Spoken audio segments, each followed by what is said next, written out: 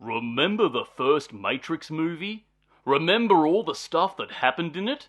Well, now you don't have to, because this film will show you exactly how that all played out back in 1999. But today, plug back into the nostalgia-verse, download those expectations as Neo is back cosplaying as John Wick in The Matrix Rememberections. Hello there, you loose units, and welcome back to another episode of Spicy Boy Reviews. I'm, of course, your host, Andrew Isles. Here we are today reviewing the fourth installment that nobody asked for. It could be argued that no one really wanted a second or a third film in the Matrix franchise, but Hollywood is shit out of ideas, so here we are. Only one Wachowski comes back to direct this fourth installment, and it pretty much shows. I'm actually not sure if even Lana wanted to come back, to be honest with you. Almost maybe she was strong-armed to come back. I mean, there's a character that states early on in the film, they actually say, Warner Brothers is going to make a reboot anyway. It might as well be us. That's actual dialogue in this script, in this movie.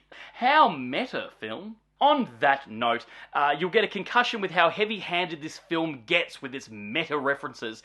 It's almost like Lana Wachowski told the story many years ago in 3 films and is really digging deep at the bottom of that member-berry jar. Neo is back, of course, as you've seen in the trailer, and we discovered that the first 3 Matrix adventures were actually a game he created, called, obviously, The Matrix. Yet what he created feels more like memories than programming. It seems that the Matrix is either up to some silly bugger activities or Neo has schizophrenia. He's now in charge of programming a new game called Binary. Little on the nose, wouldn't you say? He's prescribed blue pills by his psychiatrist, who's here played by Neil Patrick Harris, who's actually playing a pseudo Mark Zuckerberg character, as you'll find out as the film goes on, due to a suicide attempt by Neo because he could believe he could fly. I believe I can fly. I believe I can touch the sky. Trinity also has been resurrected here with a new name, a new life, a new career. She has some kids and is now married to an overbearing husband named Chad. Little on the nose, wouldn't you say? She and Neo are drawn together to each other in the Matrix. The powers that be are trying to keep them apart because if they touch, they create a force that is too powerful to contain. And, spoiler alert, that they too are in fact the ones. That's right. Not just one, but 2 ones, both Trinity and Neo. Grammatically, that makes no sense, but they are the ultimate power couple. Agent Smith is back.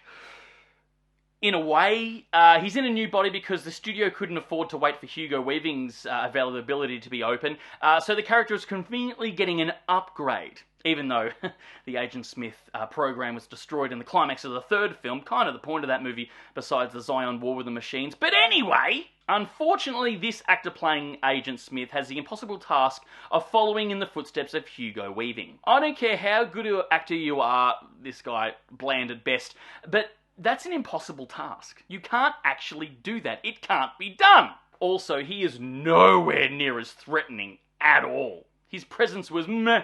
A new rebooted Morpheus shows up, played by the rebooted Candyman himself, Yahya Abdul-Mateen II. Why? Why Morpheus? Why him? Because that's a name you recognise. However, the character is superfluous and pointless, because he gets overshadowed by Miss Exposition herself, who's kind of a pseudo-Trinity/Morpheus amalgamation of a character here, played very well by Jessica Henwick, sporting a very trendy SJW haircut. It was kind of her movie in the way. If there was no Neo, no Trinity, and it was a continuation of the story, whatever you did with it, I'd be cool with that. She easily had the most chemistry on screen than anyone else, and that's including Keanu Reeves. We discover that this film is based 60 years after the climax of the 3rd film, and that Zion is all but gone because they were too obsessed with war, those pesky Zionites, whatever they're called, even though they were constantly attacked and defending their city from Sentinels. But now we get this new and improved city called Io, where humans and machines live together. This film keeps reminding you of the 1st film.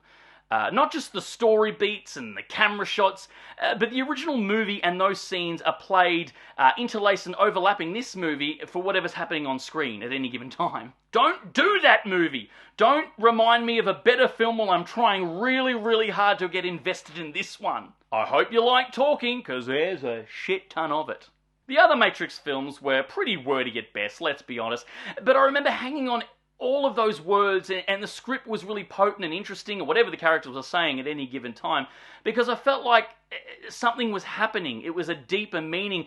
But whereas here, I just didn't care, and it felt absolutely pointless. Here we don't get everyday people turning into agents or morphing into them to attack our heroes like the previous 3 films. Now we get a thing called the Swarm, where people just turn into these Matrix zombies and attacks. You know, kind of like a Twitter mob when a small percentage of individuals get offended by something. So I see what you did there, Warner Brothers, a cheaper option. The whole film feels really cynical and pointless, kind of like fan fiction, really. And in all honesty, there's not much else you can really do with this franchise, I guess, but go meta with it, I guess. And there was also humour interlaced in this movie. It felt a bit Marvel-esque, if you will, and that's not The Matrix at all. There is really no humour in those first 3 films, maybe a little giggle here and there, but that's it. This had a bit too much tongue-in-cheek. The movie feels all over the place, and then they just copy scenes from the original while playing those clips over this film, and whatever's happening in any given scene. It just messes with your head and fucks you up, because we know the structure of those first 3 movies, and now they're interplaced, those beats, just for the sake of it in this movie, and it just throws the whole structure off. We don't know where we are at any given time, nor do we care. All the antagonists talk like Zoomers here. It's almost like Lana Wachowski hung out in a diversity workshop group at some San Francisco college and jotted down all the terminology and phrases that those kids used. It's far removed from the dialogue used by the architect in The Matrix Reloaded.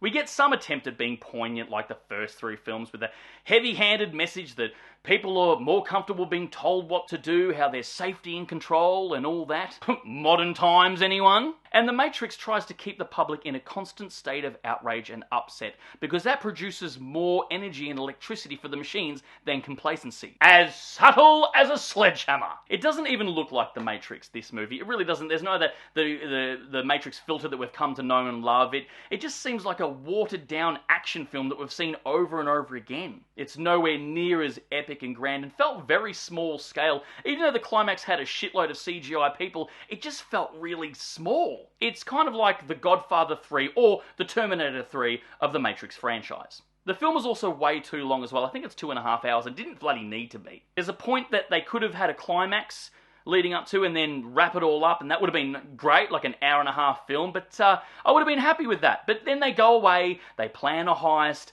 and the last hour-and-a-half is all about saving Trinity. I mean, who gives a fuck at this point? I just didn't care anymore. It's not the worst thing I've seen by far. It's fucking far from good. It's just meh. And that's the biggest crime it commits. It's just meh, and it's absolutely pointless. The story was told. There's nothing else you could really do with it, except maybe have continue the Matrix saga, whatever you want to call it, on with new characters. That would have been fine. But Neo and Trinity's story's been done. It's the perfect encapsulation of a modern reboot. Like I keep saying, pointless. Guys, that's my review of Matrix Resurrections. I think it's what it's called. I can't remember. Yeah, and I've already forgotten the majority of this film after watching it. But please write down below what your favourite Matrix is. Animatrix is in there, of course, the video game and all that sort of stuff. And yeah, let's walk down nostalgia lane one more time. And of course, if you've made it this far into the episode, please give us a thumbs up, because your love and support keeps us going, and we love movies, and I assume you do as well. And of course, don't forget to hit that subscribe icon, because we give out episodes weekly, and we'll see you next week for the next review, and until then, stay spooky, kids.